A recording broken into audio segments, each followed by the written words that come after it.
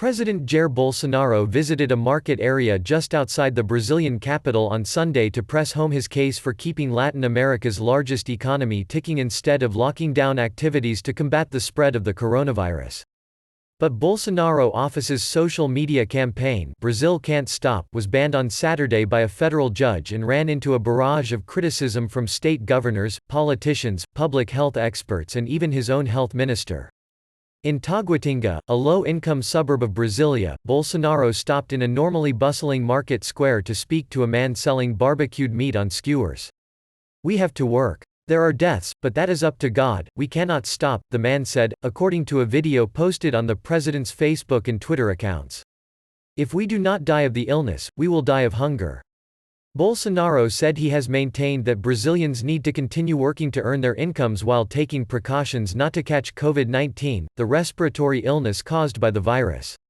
He also has lashed out at state and municipal officials who, in steps aimed at saving lives, implemented tough lockdowns, closed non-essential businesses and banned public meetings, even in churches.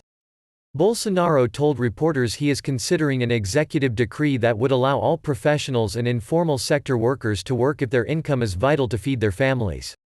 Despite confirmed cases of COVID-19 almost tripling in 7 days to 4,256 by Saturday, Bolsonaro has continued to deny the gravity of the disease, calling it a small cold that would kill only old people. The disease has caused 136 deaths in Brazil so far, and more than 30,000 globally. On Friday, Bolsonaro cast doubt on the state of São Paulo's official death toll from the outbreak, the highest in the country, accusing the governor of manipulating the numbers for political ends. "I'm sorry, some people will die, they will die, that's life," Bolsonaro said in a television interview. The Brazil Can't Stop social media campaign, suggesting to most Brazilians that there was no need for isolating themselves at home, was banned by Judge Laura Bastos in Rio de Janeiro at the request of federal prosecutors.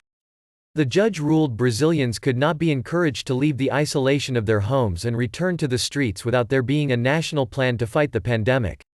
Health Minister Luiz Henrique Mandetta, often at odds with Bolsonaro since the president greeted supporters rallying outside his office on March 15, reinforced his opposition to all public gatherings on Saturday.